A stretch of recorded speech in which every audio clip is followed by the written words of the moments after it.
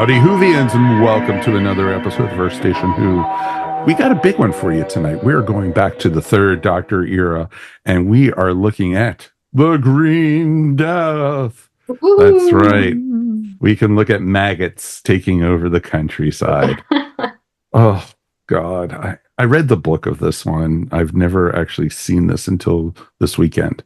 And really? And it was interesting compared to, what I was fully expecting and knowing, because I've seen most of the Pertwee episodes, but for some reason this one always kind of I missed it for some reason. And so this is our chance. So I got to see a lot of Bessie, a lot of, Joe Grant. I got to see a lot of the Doctor wearing a fake mustache and dressed as a cleaning woman. It was pretty awesome, So we got a great crew to talk about this tonight. Of course, let's welcome Ms. Mary Ogle. Hi, everybody. It is fantastic to be here. It's wonderful to have you back. I'm glad you're back and healthy enough to join us tonight. Barely. Yes, I've had COVID. I'm sure everybody else in the known universe has had COVID by now also. Oof, but it was tough. It was tough. It was not fun. No, I'm sorry, but I'm glad you're with us tonight. So me too. And Mr. Mike Gordon is, I would say he's on assignment, but he's recovering from Dragon Con still, folks. He had a heck of a con, and so he will be joining us in our next episode. So we'll see you then, Mikey. And we've got two great folks with us, returning, of course, back to the show, Ms. Melanie Dean. Hello, everybody. It's awesome to be here and reviewing the Green Death. And Ciaran Moffatt. Welcome, Ciaran. Welcome. Thank you. Hello. Great to be here. I will settle on a thing to say when I start. Everyone else is settled on their salutation. I almost said howdy just to really hammer home he's not here. Well, it would have worked if you did that. So that would have been a good choice. You never can go wrong with it, I don't know anybody who edits this podcast, so it's okay. It's a good thing. But yeah, it's going to be a ton of fun to do this one. And folks, we definitely would love to hear from you guys at home. Feedback at Earth Station Who is the best way to get in touch with us. But you know what? We also would love it if you guys are loving the show as much as we love doing it for you. Please leave us a thumbs up. Or, like and subscribe. That is even a better way for people to tell us, if they're liking the show or not. Or if you're listening to us, 5 stars and a subscription would be the best way to do it, folks. Because we're anywhere you find podcasts. Earth Station Who is there. Just look us up under Doctor Who Podcasts. And you know what? I know we've quite a few new listeners. A few new people joined the group because of Dragon Con. So welcome if this is your first episode, listening to us. Thank you. We have, a ton of stuff that we have planned for you guys. And we also have a lot of, stuff that we've talked about already. So definitely go through our archives. We don't do it like normal podcasts and, go in order or something. That's just silly. That would be ridiculous. It's a time travel show, wibbly wobbly, timey wimey. Exactly. So we pick and choose. Basically, we have a dartboard and we hit whatever we choose for that week. So it's a good one to do. And we got some great feedback actually from our last episode with the Ninth Doctor and River Song. That was a ton of fun. It was great to talk all about that. And you know what?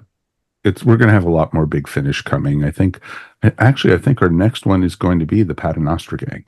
I think coming up. I hope so. That's always a really good one. Yes. So I think we'll be doing that one coming up soon. And of course, more Diary of River Song. So anyway, no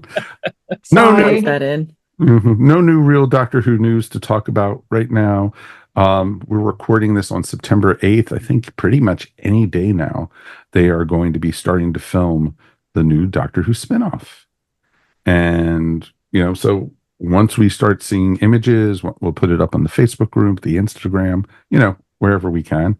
And then, of course, if you also get a chance, any new Doctor Who news, we'll hopefully get an official trailer for the holiday special because we just got a cold opening at San Diego. So I think that'll be good. All right. I think we were going to jump right into the episode. Let's jump back to the wonderful year of 1973. That's right. From the 19th of May to June 23rd of 1973. God, I was already 5 years old at that time. And, and Melanie's like, I wasn't even around yet. Not yet. Yeah. I don't think Ciaran was either. No, sorry. Babies. Yeah. Children. This is going to be called Earth Station Who Junior from now on.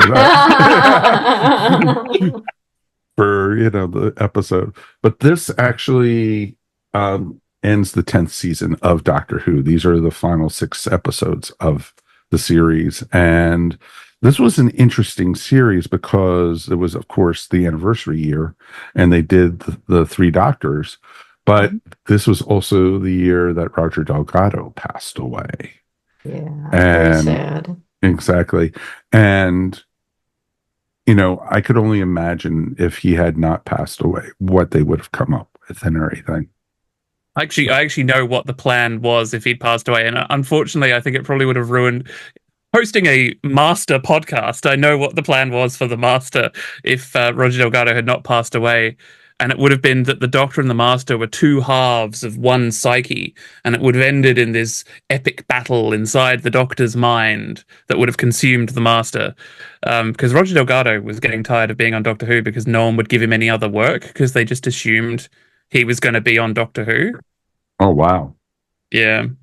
Because I had heard, rumor-wise and through the market and, cons and everything, that Delgado and Pertwee had also talked about that they were going to be brothers at one point also.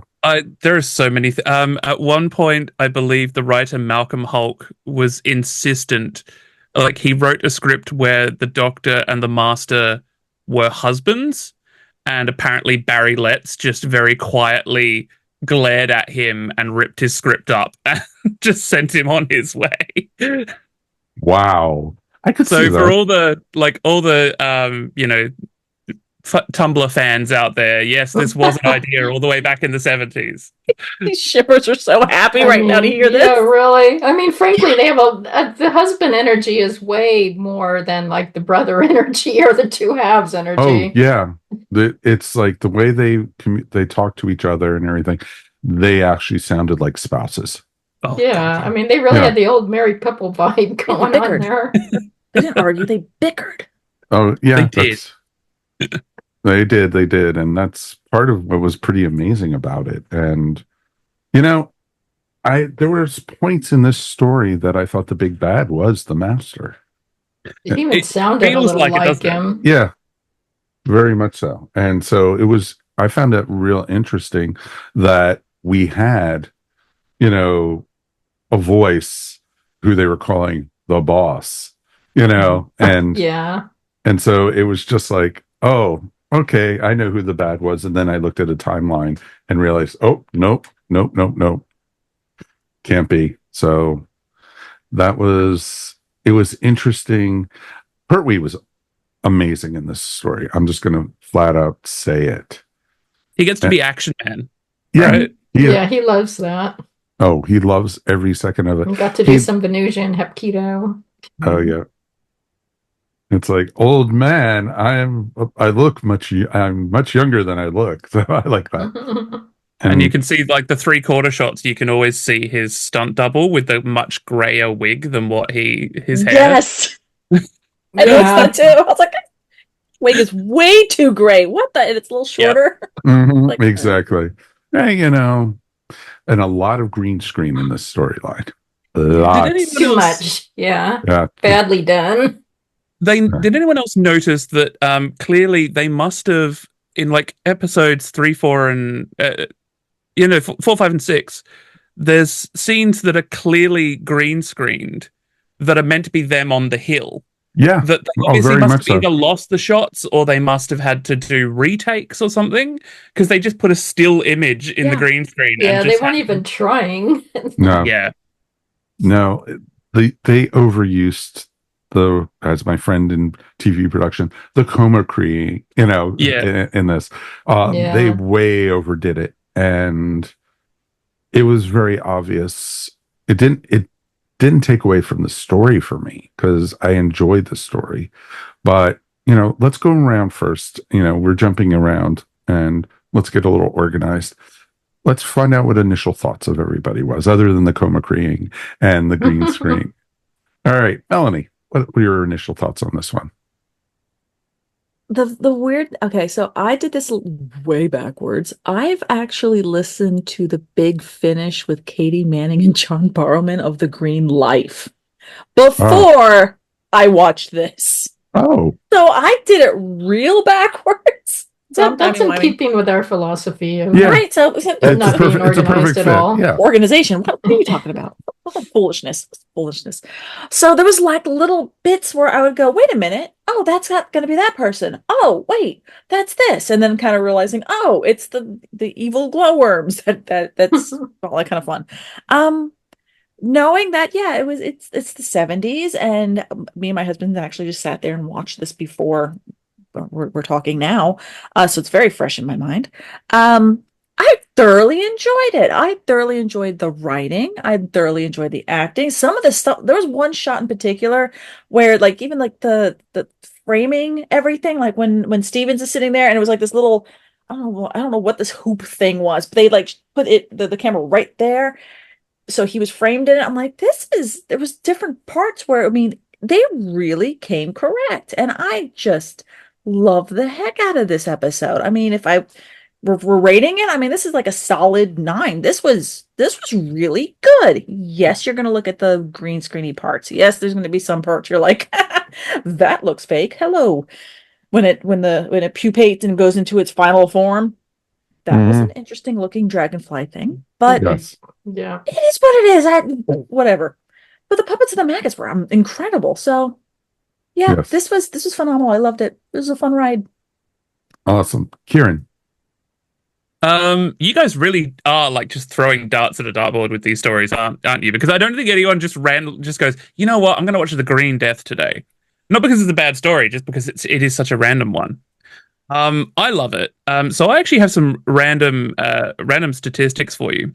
This is one of only 4 stories that is set in the modern day for the show, and only one of 2 stories that does not involve. One of only 4 stories set in the modern day that doesn't involve alien intervention. Okay. So only 4 stories set in the modern day without alien intervention, and only 2 of those don't have either time travel or dimensional travel as part of them. So this is literally the one of only 2 stories. The other one is the War Machines, that is just set in the modern day. It's just humans. It's actually weirdly a crazy computer is the villain in both stories. Right. There's no aliens. There's no time travel. There's nothing. The only enemy is, well, in this, the enemy is capitalism. Yes. The enemy is greenwashing. Oh, very much so. But I love it. This is a period that's very much Doctor Who was very heavily influenced at the time by a series of films by a guy called Nigel Neal called Quatermass, which was an English scientist who helped solve these big science fiction-y type things. And I think that's what I like about this story most, is that it is just the Doctor fixing something on Earth that is actually just 100% an Earth problem. I really enjoy it. Nice. Got it. Mary. I love this story too. It's one of my favorite Third Doctor stories. I've seen it several times. It is one that I actually go back and watch periodically. And I just think Pertwee is amazing in it. I absolutely love him. I like Jo. She does a good job. They actually did a halfway decent way of getting rid of her at the end. Unlike some other companions who really do not have a great storyline. I found hers more believable. And do you think it was a little rushed, her falling in love with the professor? Yeah, but it's not as bad as some of the other ones No. they've done that for. Like out of nowhere, I'm going to stay with him, Doctor. I am in love. It's like, Yes. what? I mean, He just met him 3 scenes ago. Right. But I mean, there is some buildup into it. And there's some chemistry between the actors, probably because they were actually engaged in real life. Right. Even though it did not last. But at the time, they were still together. And it kind of comes through. But it's well written, it's well acted. The computer is fun because I love the personality of the computer because he's like do do do do do do, you know, he's just being insane and in a very funny way. And I mean I like it when Doctor Who uses humor. It was nice to see, and they did it well. Jon Pertwee in drag was kind of funny. It was just, it's just really enjoyable and watchable. I mean, you can go back and rewatch it and you'll enjoy it the next time through. No, I agree completely with that. For me, I enjoyed the story also. It, again, like most Doctor Who's with the 6-episode ones, easily could have been 4 episodes. Oh, yeah. But they're all like that when they're 6 episodes. Well, exactly. But I loved it was fun. And I loved how the bad guys in this, like Ciaran said, this is all human made. This is all humanity at its best. And for folks who say, "Oh, Doctor Who is woke now," in 2024, 1973, folks, come on. My husband kept yelling that too. He's like, "Oh, woke up." Exactly. Jokingly, of course. Of course. But that made total sense. It's just like, really, folks? Doctor Who has always been that way. Yeah. It's very relevant. The storyline is very relevant today. Oh, very much so. The computer's an AI. Yes. Yeah. It's an AI. They were pumping sewage into the caves and into the mine. And, and it was creating the mutated, whatever the stupid, The way he caused a distraction was to start a protest. Yes. Yes. And then there was a whole political part where the Doctor were trying to fix it, and they're like, "Well, we went up to the Prime Minister, and he said no." And I'm like, so it got political. I'm like, exactly. All this like so-called, and I mean, again, this is so ahead of its time. Like all this green technology that is actually causing more harm. Like I immediately thought, because I was watching a thing recently about the palm oil plantations in Asia and Africa, which are being planted and usurping the rainforest to make biofuel, so that we don't have to use petrol. It was like, come on, guys, you're just causing one problem to fix another, and it's largely to make people rich, right? That's of course. Well, that's what it always is. That's and they even showed that in the storyline. It was all about profits, and that's what made it interesting. And I will never get out of my mind now seeing the Brigadier and Joe Grant in the convertible together on their like little live weekend together. And the Brigadier wearing his leather coat with the wool, interior and everything. It was Nicholas Courtney was just frippin' awesome. I was nice disappointed car on a Brigadier's salary. I was disappointed when he got into uniform. I was just like, "Oh, you're slay, like love it." But and then he got into uniform, and I was like, "Oh." There was a part where there's a dinner scene, and Joe's wearing the cutest little like Empire kind of Regency little outfit, and the Brigadier's wearing a tux, like black, white, bow tie tux. I'm like, for a dinner party when the person's doing yoga on the floor and a little flute and all that. Like, okay, you haven't hung out with hippies much, have you, there, Brigadier? I have not. Exactly. For him, that was pretty wild. For him, yeah, exactly. For him, especially. No, I liked it, and bravo, Mike Yates, very awesome, and everything.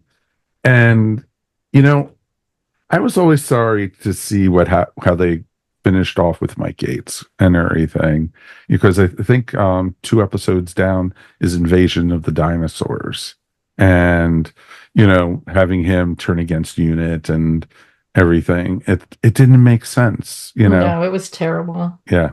I mean, I think he did it for the right reasons. The problem with Mike Yates, unfortunately, is that Mike Yates was invented as a love interest for Joe. But then, of course, Joe and the Doctor just had tremendous chemistry. And so Mike Yates is just sort of flapping loose and doesn't really have any of the character development that, say, even Sergeant Benton does, even though Benton's like largely just, Benton, go and do this. Yes, sir. And he gets to be a bit smug now and then. But yeah, Mike Yates doesn't have any character development. They're like, oh, make him want to change the world and so turn on everyone. It's fine. Mm-hmm. Exactly. And, you know, it was interesting also with this one, they introduced the blue crystal, which ends up being what ends up taking out Pertwee at the very end. Mm-hmm. So it's like foreshadowing there. Foreshadowing there. I don't think they knew that was where it was going to go at this time, because they had a whole nother season to go, and I don't think he announced that he was leaving yet at this point. I think he largely left because Delgado. Rita Delgado had died, and also because Katie Manning had left. Without those two people, I think he struggled to enjoy the show, because of course Roger Delgado died just after the season, after they'd finished filming while the season was transmitting. Right. And so they had plans in store for what was going to happen in the next season. And, you know, the final episode was going to be the Master and the Doctor. But then they had to quickly write The Planet of the Spiders, which, if you've had to quickly write that script, is a very, very good script. Yes. So, agreed. So it's interesting that they did that. And, you know, what did you guys think of, like, the head of the corporation and of the chemical plant and, you know, some of the supporting characters in this one? Well, he's a puppet of the computer. And actually, I will say one of the weaker parts was the actors who were playing the members of the corporate world. They were sometimes kind of stiff and not completely convincing. But, you know, they kind of got away with it because the computer was using them as puppets and directing them. And the computer had plenty of personality. For all of them. Yeah. Yes. Exactly.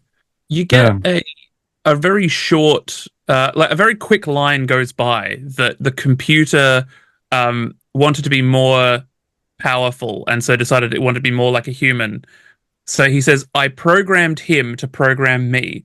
So you get the feeling that this guy has built this computer, and then the computers started fiddling around in his brain to then make him fiddle around in the computer. And you feel like this guy's probably got the raw end of the deal. He's now, like, he created this computer and now it controls him. It's very Frankenstein. It's AI training. Yes. Yeah. It gets pretty meta there, actually. No, very much so. It's like, I was watching that and I was like, oh, so that explains Steve Jobs perfectly now. So it's perfect.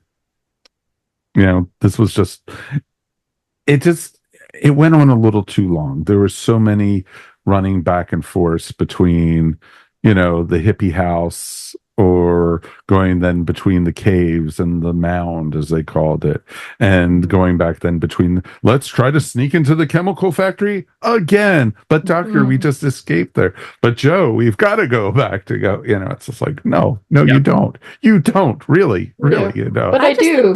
I adore that this chemical company doesn't have any other deliveries except milk. And that one is like, no, this is a non-starter. What do you mean we're holding them? No, they're allowed to pass. Mm-hmm. Let the milk guy come in, because we need, you know, we need our. Yes, this is Britain before the Conservatives stripped everything back. You still got your milk every day, no matter where you were. Exactly, the milkman, the most powerful man in the country. And then I learned that the co-op logo never changed. Yes. After going to London, I was like, oh wait, I know that logo. Like, I guess they delivered milk. Cool. Mm-hmm. So, Jon Pertwee pilots a lot of strange and wonderful vehicles in his time. He does a lot of driving of weird stuff. In this story, he drives Bessie, as well as a cherry picker and the milk float. Yes. I'm like, this, considering next season he's got like the Whomobile and a helicopter and a hovercraft and stuff. This is kind of I love with the cherry picker. He went over and then just stopped there and then jumped out. I'm like, you could have went down maybe a little bit. Yeah.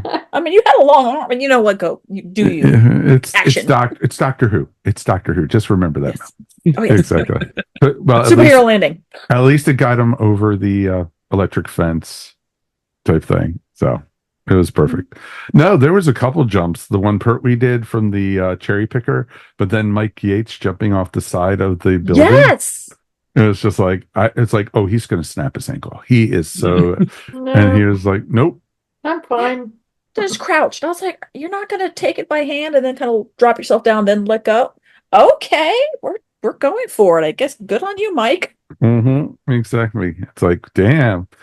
Yeah, don't talk to me in 30 years when your knees are shot after that. So, nope, that's part of the fun with it. So, but yeah, there was, the effects were okay. The amoebas were, or grubs or whatever you wanted to call them. Maggots. Because, basically they were maggots. So it's just like, Or the goo. I do appreciate the doctor at one point calling somebody, I forget, the idiot. And then everyone just going to, I want to touch this goo. And at least one person saying, don't touch it. Don't be an idiot. Yeah. Don't touch it, man. Yeah. And so, no, it burns. Why did you touch it?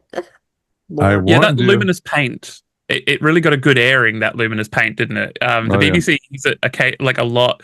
They paint it on and then they shine a certain light on it, and that's the way it gets that sort of flashing look to it. They also did it in Revenge of the Cybermen and Silver Nemesis, but they do it really well.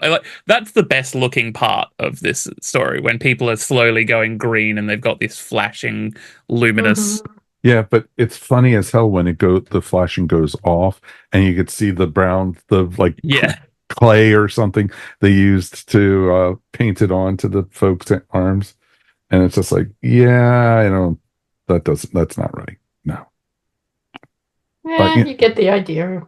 No, well, exactly. Comes across. You got it, and I enjoyed it, and I love how the Doctor and Joe each were like not listening to each other at the beginning of the episode, and they actually had what they wanted to do right in mind and everything. And I love the Doctor, how they kept on, Joe and the Brigadier were taking a nice leisurely drive while the Doctor was being attacked by giant bird legs and spears and all this. He wanted to bring Joe to that. Exactly. Yeah. Joe made the right choice. I think so too. It's like, gee, who made the wrong choice on this one? Look, we've all been on holiday, and it has not been anywhere near as good as we've been told it is. It's like Metabolus 3. I've heard it's great. I get there. It's just it's Alice Springs, and yep, that sounds about right. Can we just imagine for a moment, 1973? A small child sitting in front of the television watching this Doctor Who set in Wales. That small child, named Russell T. Davis, going, finally, Doctor Who set in Wales. That's the worst. That's my best Welsh and my worst Russell T. Davis. But what do you think this did to him? Watching this going, yes, finally. Exactly. It's like, oh, we have to go to Cardiff to get this part. And it's like, oh, you're going to be spending a lot of time in Cardiff. Little do you know, little Russell T. Foreshadowing. But a lot of Welsh people were not happy with the way Welsh people were portrayed in this episode, because apparently it was some very stereotypical things going on. Yeah. About Welsh people. Welsh coal miners, yeah. I mean, that was very topical at the time. But I can imagine it is a bit stereotypical. No, it's funny.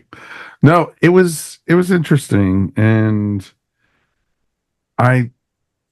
overall I thought this was a great episode, and the maggots could have been so worse. You could have seen the strings on them, or you could have, they were balloons. Yeah. Exactly. Some were filled with air, some were filled with water.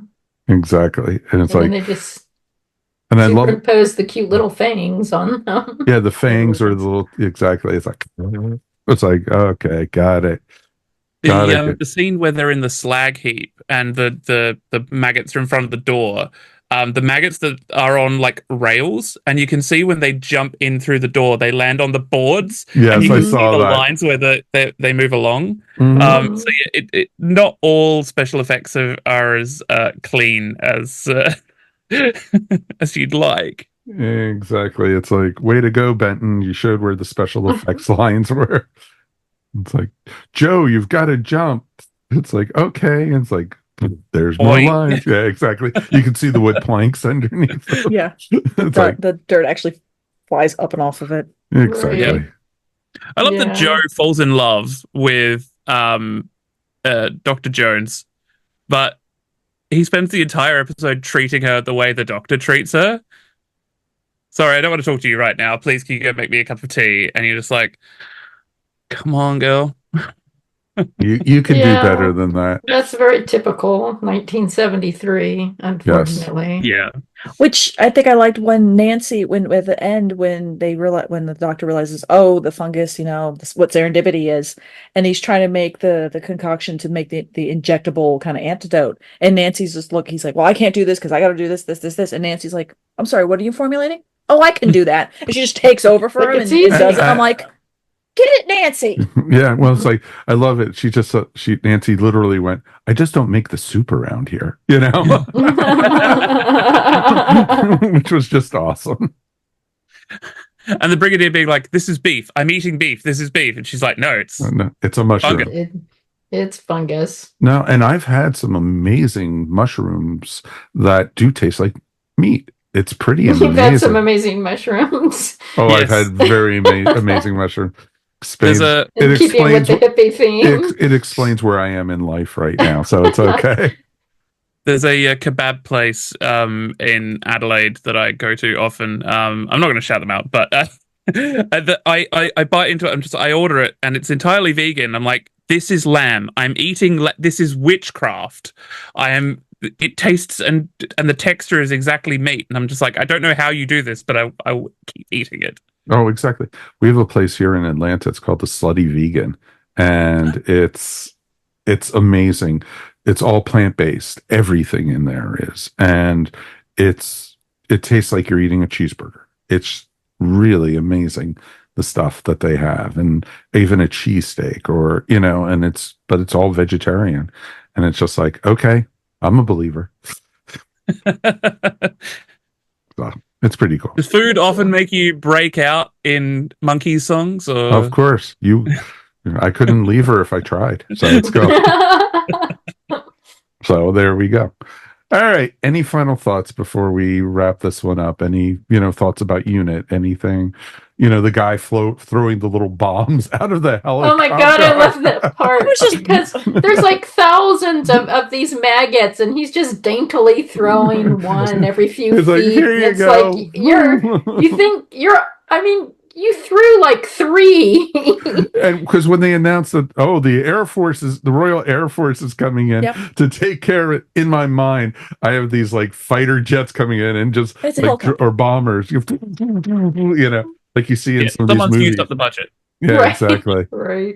Instead, you have this one guy tossing him over his shoulder out of the MASH helicopter, And I thought the same thing, because I'm like, wait, this isn't a fighter jet. And then I realized it's a helicopter. I'm going, how are they bombing with a helicopter? It's also just the grenades. I'm like, I would believe it. That's a way. I would believe it if it was grenades. Like if it was actually, like the old style stick grenades, pull the thing and let it go. But what he's throwing out is like little mini nukes, like they're little curved, like little Exactly. it's like, what is this? Fallout? I did like when they were feeding the maggots at the end, and his name's Benton, and he ends up basically saying, here, kitty, din dins, come get your din dins. And the doctor scolds him. And I'm the like, doctor, no! it says, Sergeant, pay attention to what you're doing. It's like, sorry, doctor. And he had that sheepish look. Sorry, doctor. Just at one point, Boss, the evil computer, quotes the importance of being earnest, and it was just so weirdly jarring. He says that to lose one captive might be seen as unfortunate. To lose two smacks of carelessness. I was like, you're quoting Oscar Wilde? Yeah, that's why the computer's so great, because he's constantly coming up with this stuff out of nowhere, just saying the most insane things, or just humming to himself, or he was just becoming unhinged. Yes, just all the different concertos. He was just bum, bum, bum, bum, bum, bum. I'm like, did that happen because the doctor gave him, am I lying or am I telling the truth thing? And it just blew his mind, and it just like literally broke the computer. No, I think he was always like that. You think so? He became so human that he became basically a nut job. Exactly. It's funny you mentioned Big Finish before, because the Green Life is the Torchwood one. There is actually a Ninth Doctor audio from Big Finish that has Boss and the Maggots in it again. Really? Yeah, and again. Add it again. Except this time Boss is controlling a spaceship full of human settlers. It's great. Literally going through my brain, going, "Wait a minute, did I listen to this already?" We might have to come back to that one. Yes. Yes. But we were mentioning how the last episode that we did here was the Big Finish of the Ninth Doctor in River. Watching this, it reminded me again how like from a writing perspective here, this one's the 70s, and here we're listening to a Big Finish that was written for like 2023 or 24, whenever it was written. But again, two computers having their own AI, and the big capitalist part of it was because they needed efficiency. And it's like that as a trope, just it's still current. So like, it's because we haven't told my husband, like, it hasn't fixed it yet. I'm like, in 40 years, guess what? We have gotten nowhere. We've made it worse, actually. 40 years? Try 50 years. Yes. And that, that makes me even more depressed about that, So, all right, let's go ahead and do the ratings, folks, on this. 1 out of 5 TARDISes, 1 being the worst, 5 being the best. Ciaran, go ahead, my friend. Well, it's 3 to 4. Look, the writing is solid. The special effects are ropey, but they're Doctor Who level ropey. Like you're just like, oh, it's charming. Look, I get it's not getting a 5 purely because it could have been 4 episodes, but it was stretched out to 6. Mm-hmm. I'll say 4. 4. Okay, fair enough. Mary, I'm going to give it a 4 too. I think that's about what it deserves. I mean, the performances are mostly really fun and good, and Pertwee is amazing in this. Joe, Katie Manning is amazing in it. It's actually a really good story. It is stretched out because the 6 episode ones are always stretched out and they don't know what to do and they're just running back and forth. But it's one of those ones that's eminently rewatchable. I mean, you can go back to it and still enjoy it, even 50 years later. So yeah, I think it's probably a good solid 4. Okie dokie. All right, Mel, what about you? I would definitely say solid 4, maybe even going up to 4.5, because I tend to, if it's something that I know I'm going to rewatch, it'll get a higher rating because this was just fun. If you're like me, where you and my husband, where we tend to sit down and watch something, and in the privacy of our own home, talk back to the TV and get engaged with it. This is a real fun one. Don't do that in the movie theater or in public. No. This is terrible. Just pretend you're at home doing Mystery Theater 3000. Exactly. And this is a good one because this is fun and it's a fun ride. But I still agree with everyone else that this 6 episodes wise could have been a little bit truncated, but I didn't feel like any particular episode was like a long slog walking to the next one. It just could have been tightened up a little bit. No, exactly. So I agree with that completely. It could have been tightened up, but it still was entertaining. And there are some of the 6-parters that we've seen in the past where it feels like all they do for an episode is run back and forth down the hall or something like that. And it's not like it was during the first Doctor's era where Hartnell went on vacation for an episode or two. And that's why they had to, spread it out. So, you know what? This was fun. I enjoyed it. Damn it. I'm going to agree with everybody. 4. It is good. As far as companions leaving, it was a good story. And, I agree completely what you guys said about Professor Jones, that he basically treated Joe the same way that the Doctor did.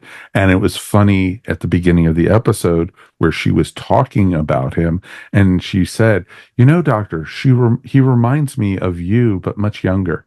So, and I would like on record, though, that he is really hot. Just wanted to really have noted. I could even say that too, and I'm quite secure. So it's good. It's a good thing. But yes, I'm glad we didn't. This was a good send off for Joe, and I don't think we didn't get to see her again on the show until Sarah Jane Adventures, correct? So yes. So it was interesting, and I enjoyed the story. I enjoyed it. But what did you guys at home think? Did you guys like how the adventure went? I like Katie Manning. I thought she was a great character. She's a great ambassador for Doctor Who. I've met her multiple times. And if you ever meet her, she will literally walk up to you and hug you, and which is awesome. But part of the reason she does that, she's blind as a bat, folks. Yeah. We did I had the pleasure of interviewing her, and she was on StreamYard and didn't realize she didn't turn off her computer.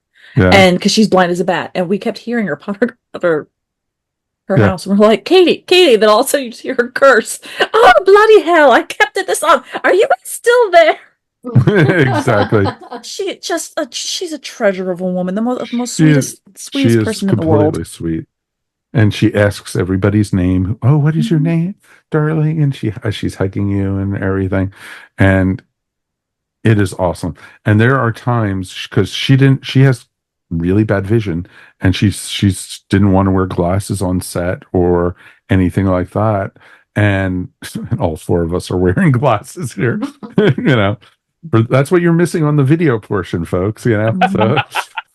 But exactly. But poor Katie Manning, you could actually see her bumping into things on the set because she can't see. So see, this is why more Big Finish for her, because she can just sit in a nice chair and read. Mm-hmm. And I have to say, read Katie Manning with Big Finish.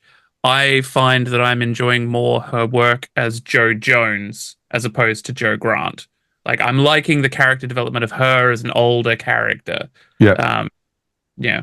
But also, if you like Katie Manning, also check out the Iris Wildtime stories too. I'd say Iris. Yeah. Iris is awesome. Completely bonkers. I love it. Yep. And she makes the Doctor look quite normal. So it's pretty awesome. So, folks, thank you for listening. Thank you, everybody, for joining us tonight. We do appreciate you guys more than you could ever guess. And you know what? Thank you for the numbers. Thank you, everybody who's been joining us in conversation over on Facebook. We'll start putting more and more stuff up on Instagram, and, we're going to get around to it. There's only so many hours in a day, as we like to say, but we're there. We're there, folks. You can find us wherever you want. And folks, if you get a chance, we got some news right here. We are officially welcoming Melanie Dean as a new official co-host as to Earth Station Who. That's right. Yay! So Melanie will be joining with us every episode now. Yay! Yes. I have a new home. I'm so happy. Exactly. She was homeless for a little bit. So I was homeless. I was wandering the streets. It was weird. Exactly. She says, I want to talk Doctor Who. I want to talk to Doctor Who. Please talk to you. She was holding on a sign on the street corner that said, we'll talk to Who about Who for free. It'll be awesome. Doctor Who. So Doctor Who's always been woke. Changed my mind. Exactly. Even though it's just me fighting people. Well, you know what? It's quite okay. You're amongst the like-minded here, so it's perfect. But folks, thank you, please, Melanie's going to be a great addition. And none of the rest of us are going away. Mike Gordon's still going to be here. Mary's still going to be here. So we will be coming back to you in 2 weeks. Actually, I think we're taking a small little break. 3 weeks. No. And we are going to be talking about the Crotons. That's right. We're going back to the Second Doctor era. And, Dartboard. Exactly. Like I said, wibbly wobbly, timey wimey. There's only so many that we, haven't talked about in 300 and how many episodes that we've done. So, but thank you guys for joining us. Ciaran, thank you as always for being here, my friend. Thank you. It's always a pleasure coming on. Anything you want to shout out about or promote? Yeah, sure. Look, if you like this podcast, then you may like my podcast, Please Attend Carefully, which I am now branding as the only Doctor Who podcast which exclusively examines the Master. Available wherever you get your podcasts, and also, as of now, YouTube as well. Although we don't have any video up of us, I've just done some very hasty video editing with some looping video. So but yeah, enjoy that. That's awesome. Awesome. Definitely, I subscribe to that podcast, and it's a great show, folks. Oh, thank you. And let's thank our regulars, of course, for being here. No, thank you, since you're officially now a regular. So, I'm a regular, so you can check me out here. Yes. And anything else you want to promote? Not offhand right now. I'm enjoying my little limbo hiatus right now between my convention season's kind of over, and we're just ready for just enjoying life right now. Awesome. That's a good thing to do, especially in the fall with it maybe cooling down a little bit, depending where you are. Let's hope so. Yeah, exactly. Exactly. So definitely, do you have your Etsy store and stuff? Or Instagram? No, yeah, check me out on Instagram. It's Pieces of Melee, Melee. Oh, definitely check it out. And Mary Ogle, thank you as always. We're so much happy that you are better and being able to join us. Yes, me too. And I'm so happy Melanie's joining us. I'm very excited about that. Yes. So, we're growing. We've got big things planned. And so, how can people find you, Mary? You can find me at maryogle.com or on Etsy at eVision Arts. Excellent. Thanks, you folks. You can find me, of course, here on Earth Station Who, but you can also find my other podcast, Tales from Hollywoodland. That's right, folks, where we talk about all the dark, deep secrets of Hollywood. We got some great stuff going on there. Last week, we talked about Sammy Davis Jr. and the Candyman himself. And we actually talked this week about Randy Edelman. He's a music composer, and he did scores for a lot of movies, and he joined us for the episode. So that'll be going live probably, next week or two. So definitely. And I might even actually be able to drop a little hint here. I might actually be producing another podcast that will be coming your way very, very soon. We'll talk about that soon, hopefully. So, but on behalf of myself, of course, Mike Faber, Ms. Mary Ogle, Ms. Melanie Dean, and Mr. Ciaran Moffatt, thank you so much for joining, and we will see you here next time on Earth Station Who. Like and subscribe, folks. That's the best thing we could do, and we'll see you soon. Peace. Bye. Bye. Miss you guys already. You have been listening to Earth Station Who, a pop culture podcast dedicated to all things Doctor Who, featuring talents from throughout space and time. All topics on the show are the sole opinions of the individuals and are to be used for entertainment value alone. You can subscribe to our show wherever fine podcasts are found, or check out our website, earthstationwho.com. Don't forget to check us out on Facebook or Instagram, and if you enjoyed the show, please write to us at feedback@earthstationwho.com. Thank you so much for listening, and we will see you on the next journey of Earth Station Who. This has been a broadcast of the ESO Network. Be part of the crew and help support our shows by donating to our ESO Patreon or by shopping at the TeePublic store, which can all be found at www.esonetwork.com. The ESO Network, your station for all things geek.